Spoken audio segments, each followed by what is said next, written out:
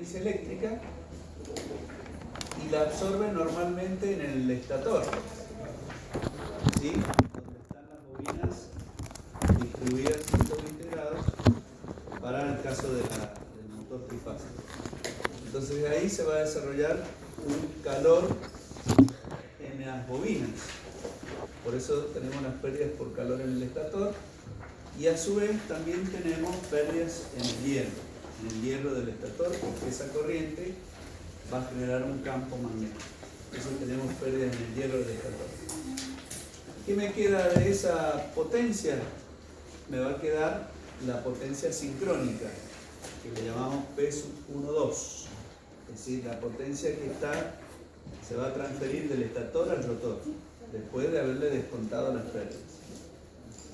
Esa potencia síncrona que se transfiere al rotor, en el rotor hay una corriente que circula por las bobinas.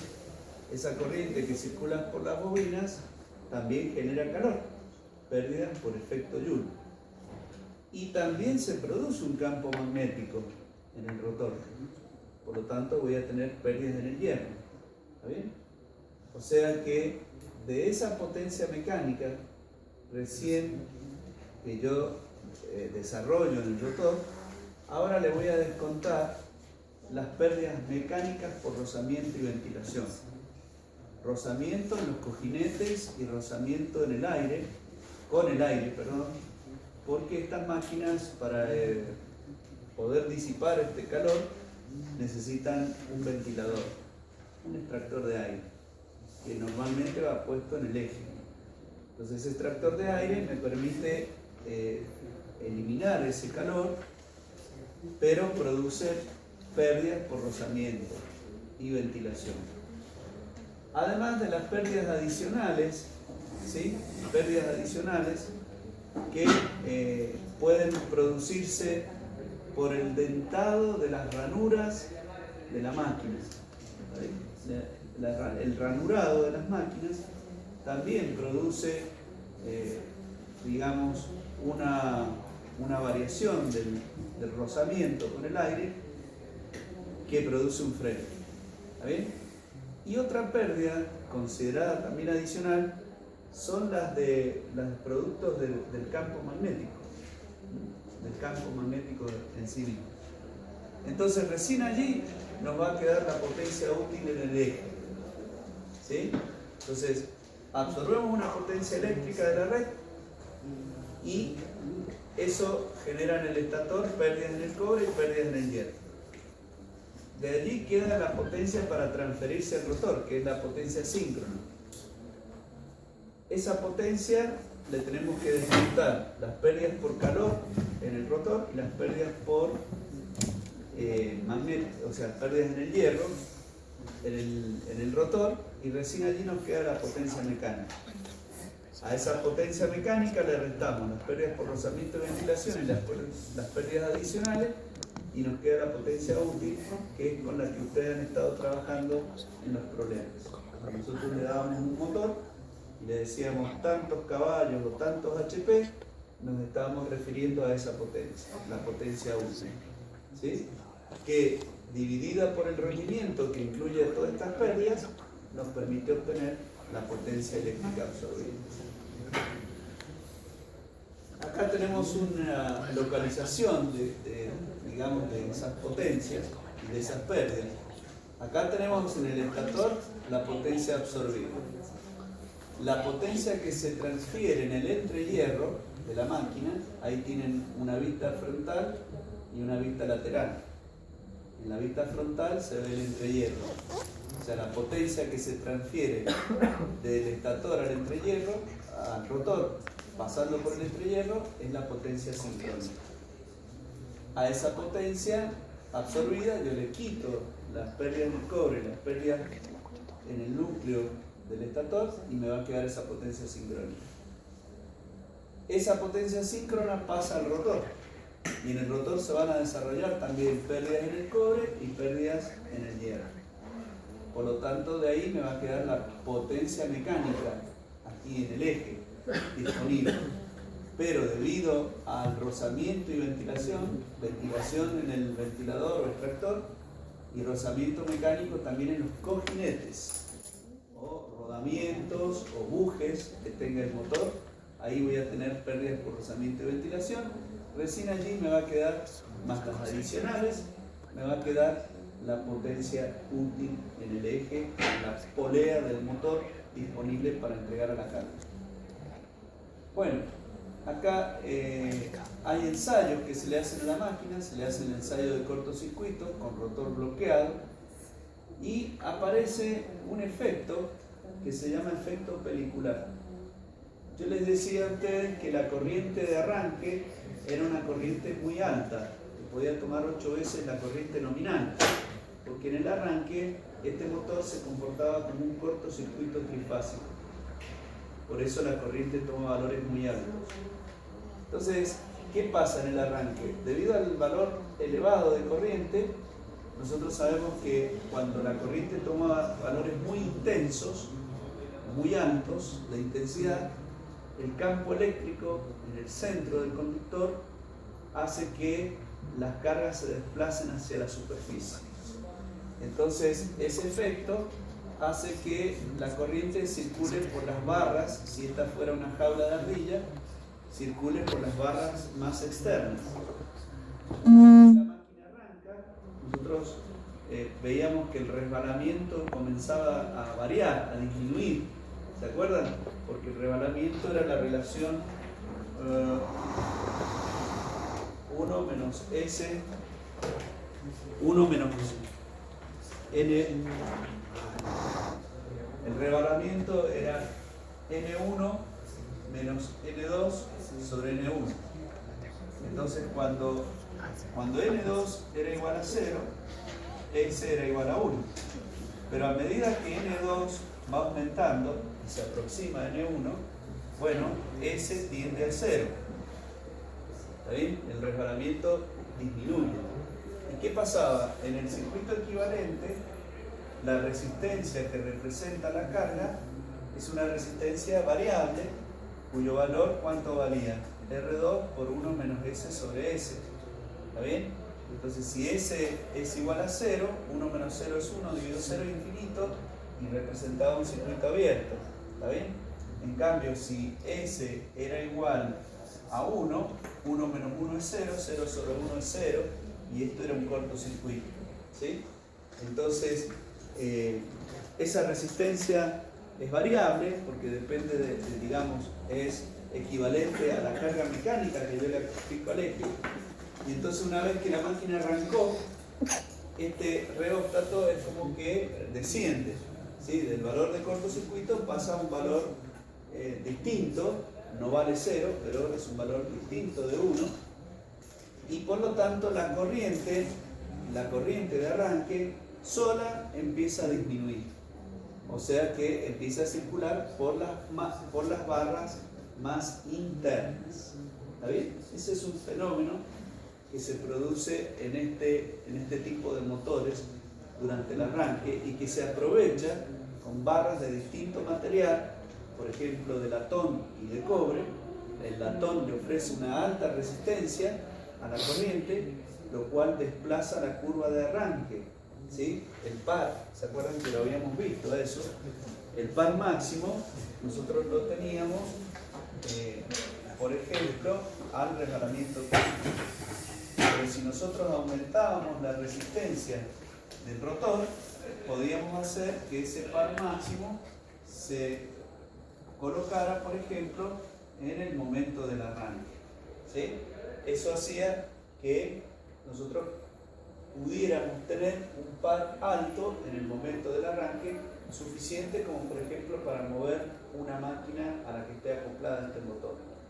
Entonces, en el arranque, la ranura, ¿sí? Tiene una barra de latón que tiene más resistencia. Entonces, por un lado limito la corriente y por el otro estoy haciendo que tenga un buen par de arranque. Una vez que la máquina arrancó y que por ese efecto pelicular ya desaparece, la corriente empieza a circular por las barras más internas donde la resistencia es menos elevada, porque las barras son de cobre, y entonces la curva del par se traslada nuevamente hacia la derecha. Esa es una característica de los motores rotor doble jaula de ardilla. Doble jaula de ardilla.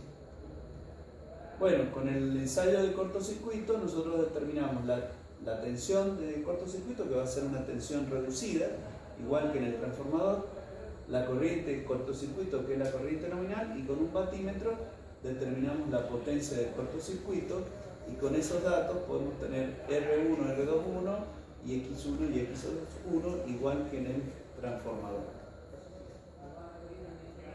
Bueno, con el ensayo de vacío nosotros aplicamos la tensión nominal ahora, pero la máquina está descargada, no tiene carga mecánica acoplada al eje, por lo tanto la corriente que va a circular va a ser la corriente de vacío, y la potencia que vamos a medir con los batímetros es la potencia de vacío del lado que esté conectada, digamos en este caso en el estator.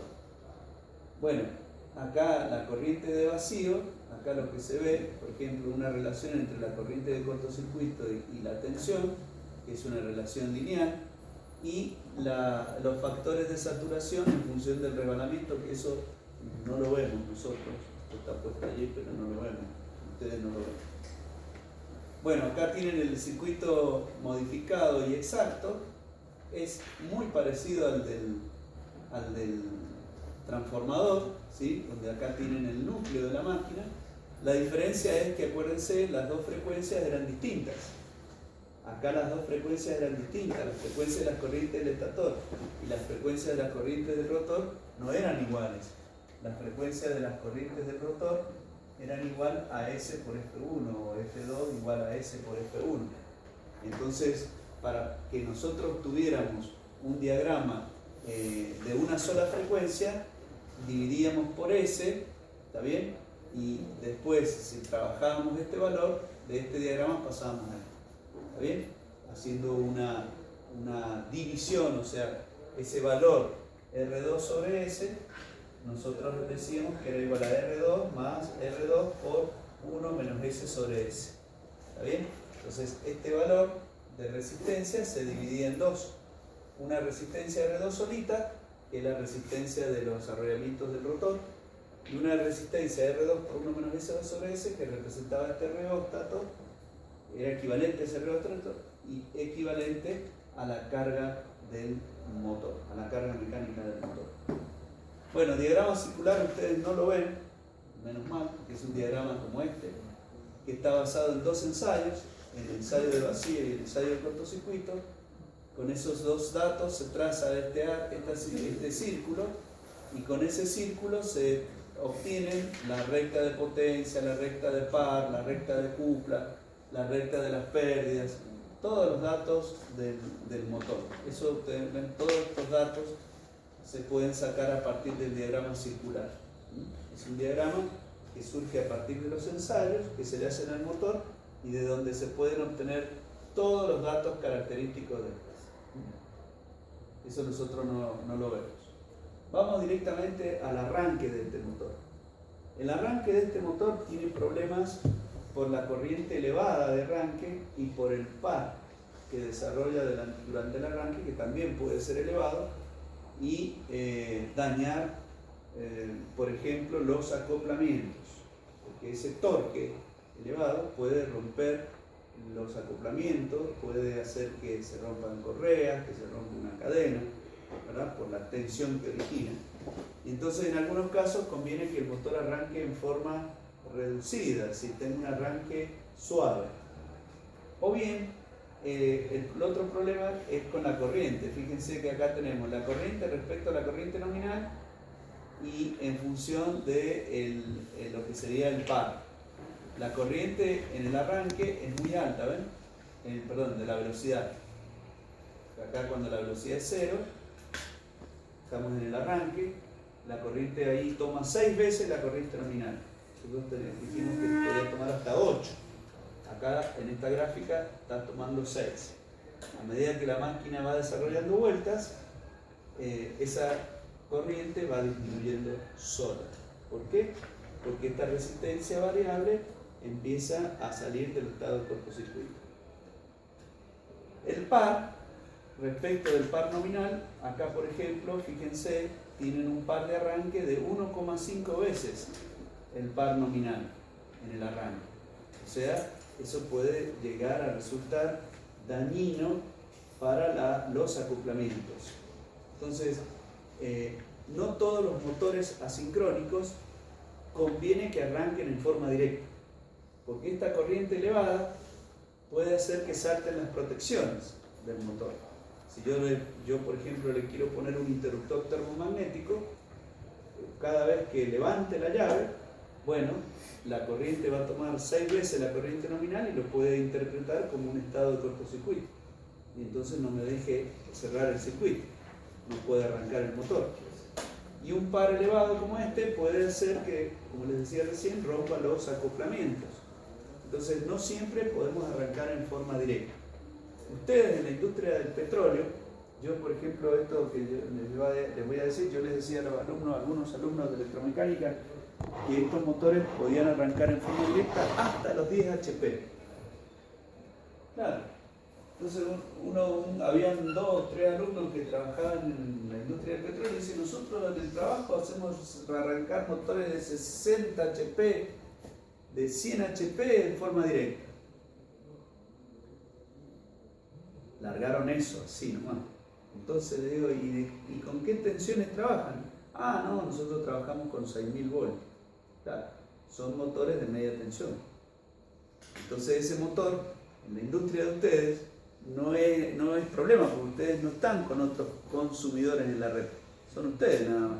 Entonces no tienen problema de desarrollar corrientes elevadas, ni par elevado, porque eso que afectaría a otros usuarios, ustedes a lo mejor en su barrio, si tienen un taller cerca de su casa, y que esté en la misma red que ustedes, cada vez que arrancan una amoladora, cada vez que arrancan una máquina, se produce una baja de tensión, o una soldadora. Sí, baja la tensión. ¿Por qué? Y porque la red ve a ese arranque como un cortocircuito. Entonces, produce una caída de tensión en el resto de los consumidores, produce perturbaciones en la red. ¿Está claro? Entonces, ese límite de la potencia va a depender del nivel de tensión donde estén trabajando. ¿Sí? En el caso de ustedes, es probable que no tengan estos problemas y a lo mejor arranquen en forma directa sin inconvenientes. Pero lo normal, lo usual, es que en otras industrias sí empiecen a haber problemas sobre los acoplamientos, sobre las protecciones, y entonces haya que buscar un sistema de arranque que produzca alguna variación, una reducción de la corriente de arranque o una reducción del par para que el motor pueda arrancar. Esos arranques, por ejemplo, tenemos un arranque con arrollamiento a fase dividida. Por ejemplo, en el primer tiempo arranca, supónganse, medio motor. Medio motor. O sea, acá tenemos las mismas fases, las mismas 3 fases, pero de distintas características. Entonces se conmuta. En un arranque arranca con una línea y después, pasado un cierto tiempo, pasa a toda la corriente. ¿Sí? Arranca con corriente reducida y una vez que el motor arrancó, que supera el momento del arranque, trabaja con la otra sección de bobina. Eso permite tener pares más bajos durante el arranque o tener el par directo, como dice acá, 1,5. Fíjense que con el medio motor, con la bobina dividida, yo tengo una corriente que es 3 veces la corriente nominal. ¿Está bien? En vez de 6. ¿Sí?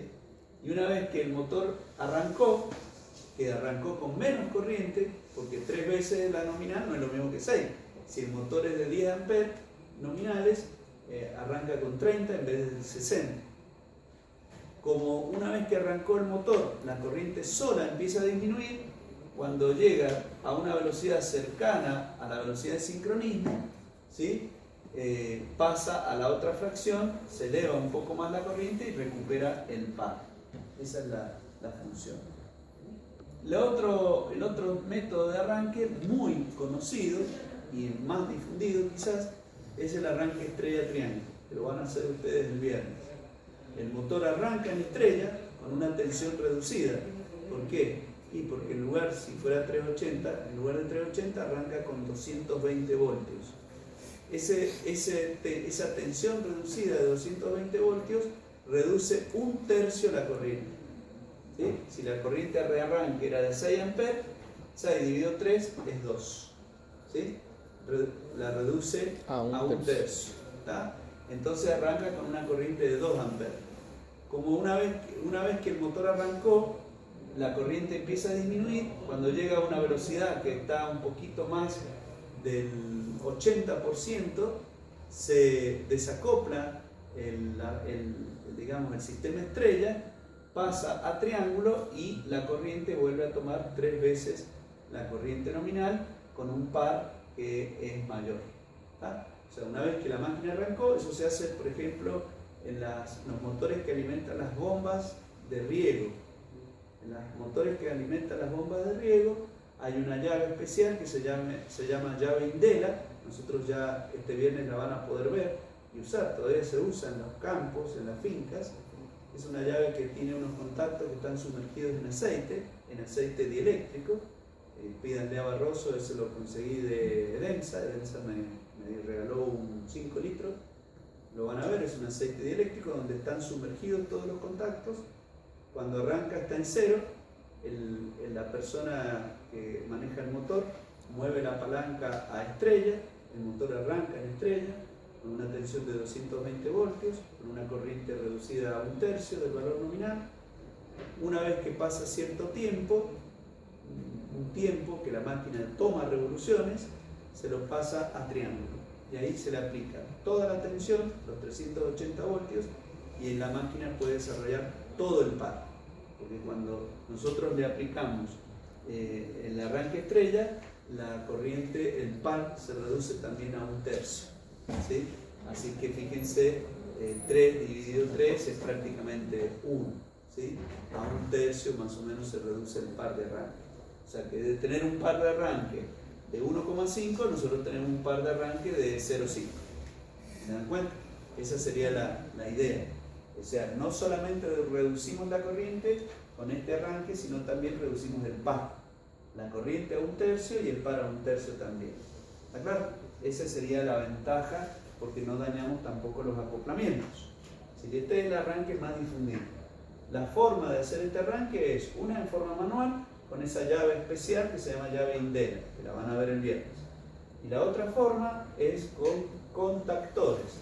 Hay un circuito con contactores que tiene contactor estrella, contactor triángulo y contactor de línea, y es el mismo proceso, nada más que lo hace en forma automática. Lo único que hay que hacer es apretar un botón verde, el motor arranca en estrella, tiene un reloj temporizador que va contando el tiempo, que yo lo gradúo. Pasado ese tiempo me conmuta el contactor estrella y pone a funcionar el contactor triángulo. Eso también lo van a ver porque tenemos una planta de arranque estrella-triángulo con lógica cableada. El tercer método de arranque estrella-triángulo se puede hacer con un PLC. PLC significa controlador lógico programable.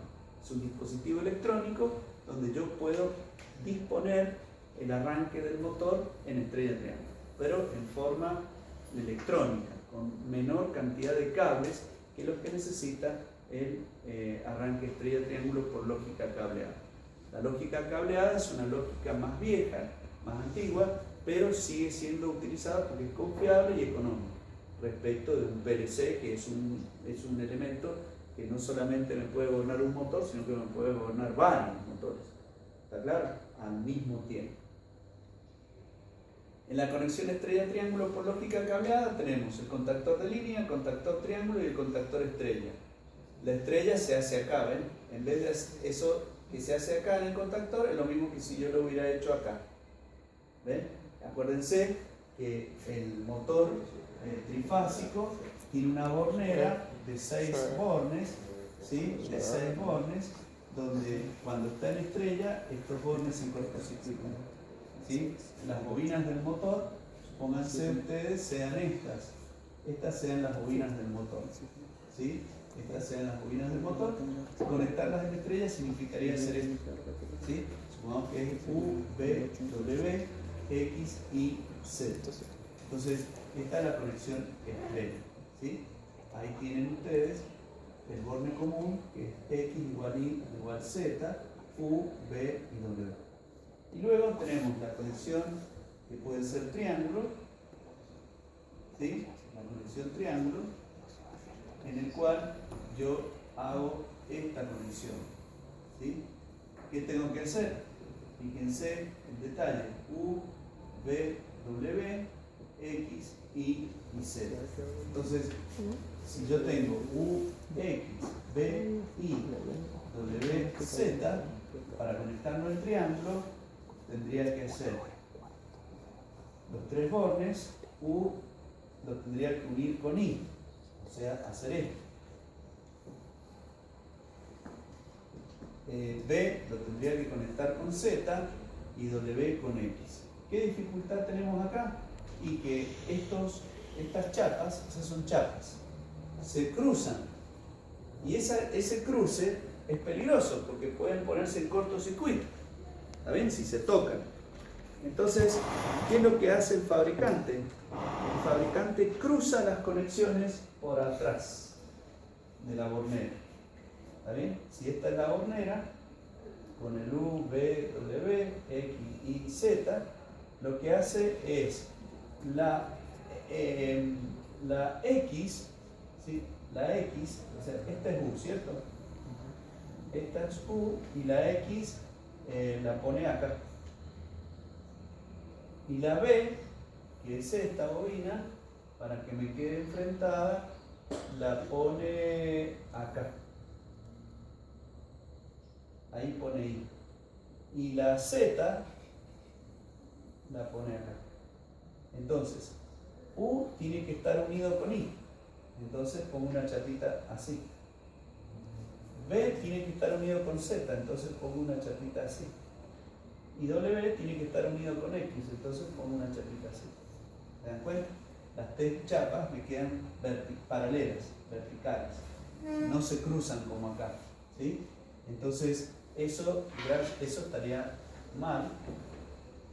Se hace así porque el fabricante prevé que los principios y finales de bobina no estén enfrentados, sino que estén por atrás, estén cruzados.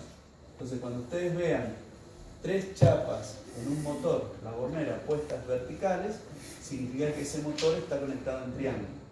Cuando las chapas las vean cortocircuitando de forma horizontal, ese motor está conectado en estrella. ¿Cuándo un motor se conecta en estrella o en triángulo? Bueno, los datos del motor normalmente vienen dados de esta forma: 220-380 o 380-660 en la Argentina. Entonces, el primer numerito es la tensión para la que fue fabricada la bobina. En este motor, la tensión de la bobina es de 220, por lo tanto no lo puedo conectar en triángulo. Si lo conecto en triángulo, le estoy aplicando 380 y lo quemaría. En cambio, este motor sí lo puedo conectar en triángulo, porque al conectarlo en triángulo le llegarían 380 a la bobina, y esta bobina está diseñada para 380, no se quemaría. Este motor no admitiría un arranque estrella, triángulo, porque en estrella sí andaría, le llegan 220, pero cuando lo pasara al triángulo se me quemaría. Este se quemaría. En cambio este no. Entonces el que admite estrella triángulo es el segundo. O sea que no todos los motores admiten un arranque de ese tipo, sino un motor que sea de este tipo, 380-660. Este solamente en estrella. Este solamente lo podemos hacer funcionar en estrella cuando la tensión de línea es de 380 voltios, ¿sí? Esa es otra consideración. Ustedes tienen más tensión, bueno, ahí habría que analizar lo mismo que estoy haciendo acá. ¿Está entendido? Nosotros acá en el laboratorio no tenemos motores, tenemos un 380-660 y otros 220-380. El 220-380 lo hacemos arrancar con 380, pero poniendo unas lámparas en serie, para que les caiga la tensión y cuando lo pasen a triángulo no lo quememos. ¿Está? Ese es el artificio que nosotros hemos. Una pregunta, ¿para qué sirve el segundo dato entonces de 380 o 660? Es la tensión, una le suelen llamar tensión triángulo y esta tensión estrella. En un sistema en estrella tendría esa tensión. ¿Está? Si usted lo conecta en estrella, ahí es la tensión de línea de 380 para que acá le lleguen 2 metros. Y acá puede conectarlo a una línea de 660 en estrella para que le llegue 380. ¿Está? Bien, entonces estos contactores son los que se van a gobernar con una lógica, que es esta que tenemos acá, que se llama circuito de comando. Y este es el relé térmico, que está formado por un bimetal capaz de soportar cierta sobrecarga de corriente y proteger al motor en caso que esa corriente supere un valor mayor al nominal. Acá tenemos la lógica, tenemos las bobinas del contactor, este es el pulsador de parada y este es el pulsador de arranque. Cuando yo cierro este pulsador, la corriente puede circular por acá, se excita la bobina estrella y a su vez la corriente puede circular por acá y se excita el contactor de línea. ¿Sí? También se excita el relé térmico, o el relé térmico. Cuando yo suelto este pulsador, ¿qué pasa? La corriente sigue circulando porque este contacto estrella, cuando este contacto se excita, esta bobina se excitó, este contacto se abrió. Entonces no puede andar el triángulo. Cuando esta bobina se excitó, este se cierra. Y entonces la corriente, cuando yo suelto el pulsador, puede venir por acá y por acá. Por acá no, porque este funciona con el triángulo. Perdón, este sí está funcionando. Cuando yo quiero parar, superado un cierto tiempo, que actúa el temporizador que puede ser este relojito abre el circuito estrella, puede ser este, o sí, es este, deja de circular por la corriente por la bobina estrella, este se cierra, porque estaba normalmente cerrado, y ahora la corriente viene por acá, en vez de venir por acá, perdón, va a venir por acá, alimenta el contactor triángulo, este se abre para evitar que funcione la estrella, ¿ves? En todo lo que es triángulo, cuando este se alimenta, este se abre. Entonces la corriente no puede circular para acá y no puede andar en la estrella, se desconecta la estrella y empieza a funcionar el triángulo. ¿Está? Eso lo hace en un tiempo que yo lo puedo programar en un relé temporizado, electromecánico o electrónico. Y en el caso de los PLC, en realidad el relé térmico es un relé digital, electrónico, que yo lo puedo programar con la programación del PLC. Ahora tenemos el arranque estatórico por resistencia, que ustedes sí lo han usado, no lo vamos a poder hacer esta vez, porque ustedes lo usaron como carga del motor de corriente continua.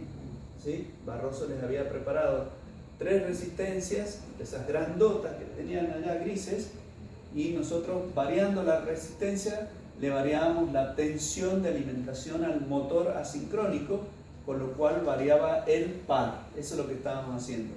Y ese par, como lo hacíamos girar en sentido contrario al del motor de corriente continua, al motor de continua le representaba un freno. Por eso le podíamos variar el par resistente al motor de corriente continua. Ese arranque se puede usar, lo único problema es que hay mucha disipación de energía en las resistencias. ¿Sí? Nosotros lo hacemos dentro de ciertos límites, pero habría mucha pérdida de calor o de energía en las resistencias. El otro sistema es una variación de velocidad de la tensión a través de un autotransformador. Nosotros ya lo hemos visto, como los autotransformadores que usamos en las experiencias, que tienen monofásicos, ¿cierto? Que tienen la tensión variable, que la podemos variar de 0 a 250 volts. Bueno, acá en lugar de uno son 3, que están conectados sobre un mismo eje.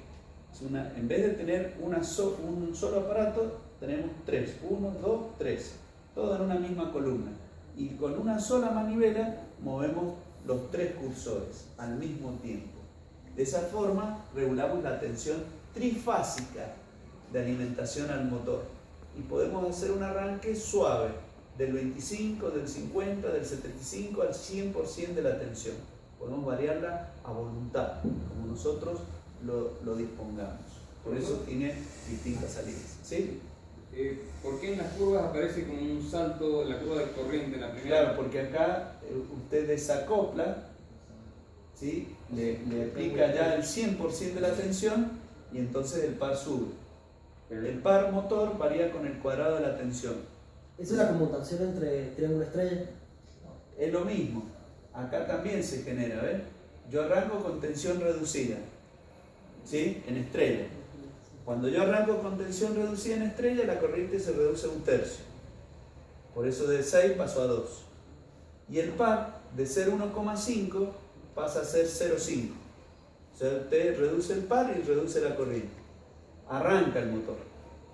Cuando llega a un cierto número de revoluciones, que está entre el 75 y el 100%, usted desengancha el contactor estrella y entra el contactor triángulo. Con lo cual ahora le aplica 380, no 220. Por lo tanto, la corriente sube a 3 veces la corriente. ¿Está? Y el par, en ese momento, también sube. Aumenta la corriente y también sube el par. ¿Está bien? Entonces la máquina queda trabajando con un par mucho más elevado, el par nominal. ¿Está bien? Ese MR que ustedes ven se le llama par resistente. ¿Está? Es el par que le pide en la máquina que mueve el motor. Por ejemplo, una bomba. ¿Entendés? Una bomba centrífuga que está aspirando agua e impulsando a un tanque. ¿Está bien? Eso es lo que hace. Y en este sería lo mismo, el mismo proceso, nada más que con una corriente más alta, un par más alto y una corriente más alta. No reduce tanto como el arranque de estrella triángulo. Y en el arranque por autotransformador sí también es elevada la corriente, pero yo lo puedo regular a voluntad, porque yo puedo modificar la relación de transformación, modificar la tensión. Modificando la tensión, modifico la corriente y el par. Son arranques suaves, ¿sí? Para que el motor no tome tanta corriente en el arranque, ni tampoco desarrolle tanto par que rompa los acoplamientos. ¿Está claro? Ese sería el concepto. Después el anillo rozante no está dibujado acá, disculpen, pero es el que ustedes tienen en el laboratorio. Son 3 anillos que van conectados a una resistencia variable, que es el cilindro negro que ustedes tienen, que lo van a usar. Es un cilindro que está en baño de aceite y acá tiene una manivela. O sea, se mueve la manivela, varía la resistencia, que son 3 resistencias. Bueno, en el apunte de laboratorio yo se los he dibujado. Acá tienen un brazo, que esto gira y va tocando distintos valores de resistencia. Esas resistencias se pueden dibujar así, ¿sí? A través de un reóstato, que es esto, y conectadas a 3 anillos rozantes.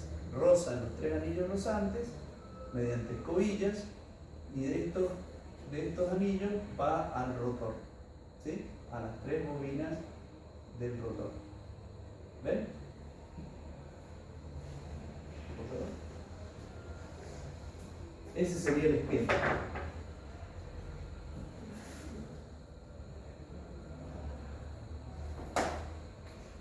Va a las escobillas, a 3 anillos rozantes, y esos 3 anillos rozantes van conectados al interior de la máquina, ¿sí? Van conectados a las bobinas, ¿sí? Del rotor, que están conectadas también en estrella. ¿Sí? Sería así. ¿Lo ven? Entonces, estas resistencias se suman a la resistencia del rotor de cada fase, con lo cual aumento el par de arranque, esa característica que yo les decía, llevar el par a esta posición, bueno, se logra, ¿qué dice? Se logra intercalando esas resistencias. ¿Qué sucede? Acá hay un problema. Sí, yo me mandé un problema. Para poder hacer eso, se volvió el reloj. Para poder hacer eso, yo tengo que tener un tipo de tengo que tener un tipo de motor que es el rotor bobinado, no es el jaula de ardilla. El arranque estrella triángulo se puede hacer con el motor jaula de ardilla.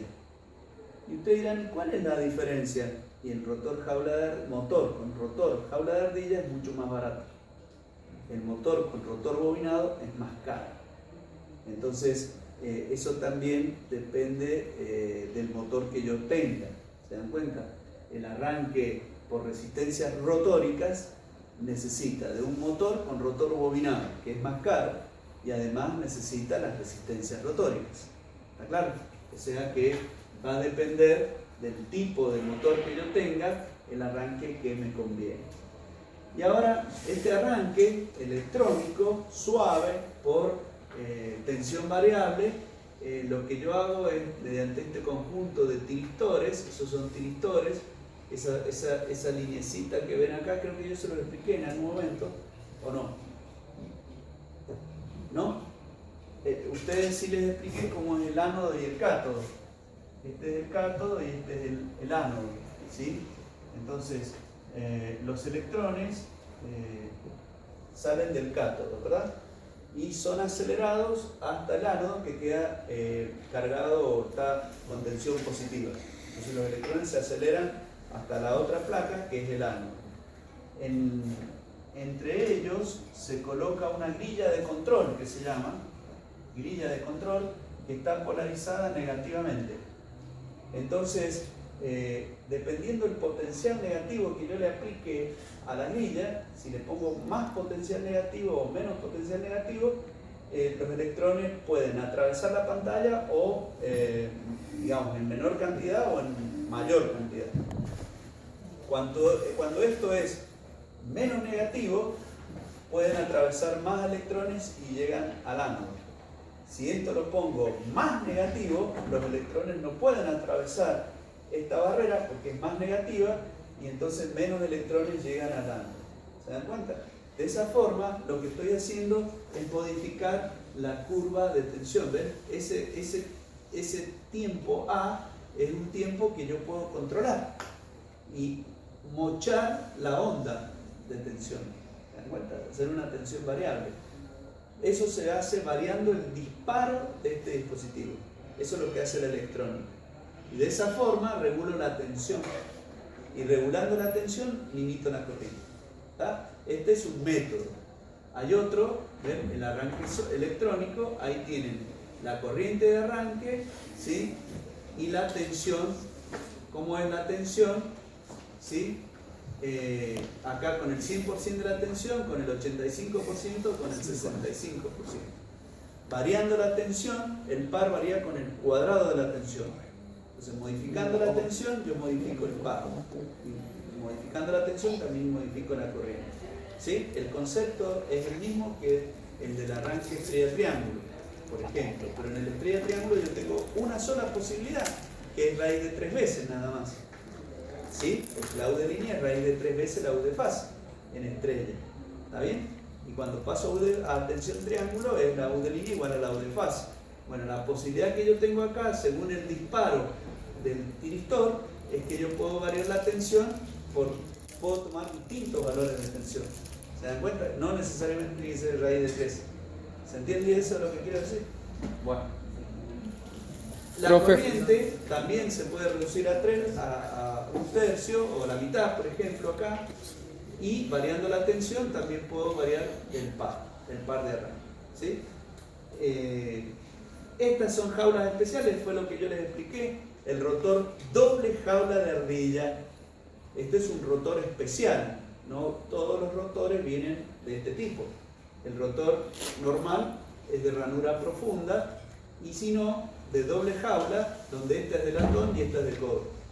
Por el efecto pelicular, la corriente tiende a circular por la barra más externa, donde es de latón, tiene más resistencia y mejor el par de arranque. Y a su vez limito la corriente. Una vez que el motor arrancó, la corriente disminuye y entonces empieza a circular por la barra más interna que tiene menor resistencia porque es de cobre. Ese es el rotor doble jaula de ardilla. Bueno, acá las distintas formas de arranque. Acá, por ejemplo, la tensión nominal es el arranque directo. ¿Estamos de acuerdo? Con autotransformador yo lo puedo variar del 50 al 75 y al 80%, 65 al 80%. Acá tienen la tabla de sobreintensidades y de par que se producen. Resistencia o reactancia en el circuito primario, que ese lo hicimos con las 3 resistencias variables. El estrella triángulo, donde la reducción es al 33% o al tercio, ¿verdad? Al tercio en ambos casos es el 33%. El devanado parcial, que es el de fase dividida que les mostré al principio. El devanado parcial con resistencia y el rotor bobinado con arranques por resistencia rotóricas, que es el que vamos a usar en el laboratorio, donde se puede variar la sobreintensidad de un 25% y el par a un 150% del par de arranque. Se puede llevar el par de arranque al 150%. ¿Por qué? Porque de este par de arranque yo lo estoy llevando a este, ¿ven? O sea que el motor tiene un gran par de arranque. Eso es muy útil cuando el par resistente de la máquina que yo quiero mover es muy grande. Por ejemplo, ustedes no, pero los civiles tienen el problema de las mineras. En las industrias mineras, la zaranda, donde se clasifican las piedras, se zarandean, ¿cierto? Se van tamizando. ¿Qué pasa? Esa máquina arranca cargada, con todas las piedras encima, digamos. Entonces eso es arrancar con mucha carga, mucha inercia. Entonces yo necesito allí tener un gran par de arranque para vencer esa inercia. Lo mismo pasa en el motor de combustión interna de nuestro automóvil. En el arranque es mover la inercia de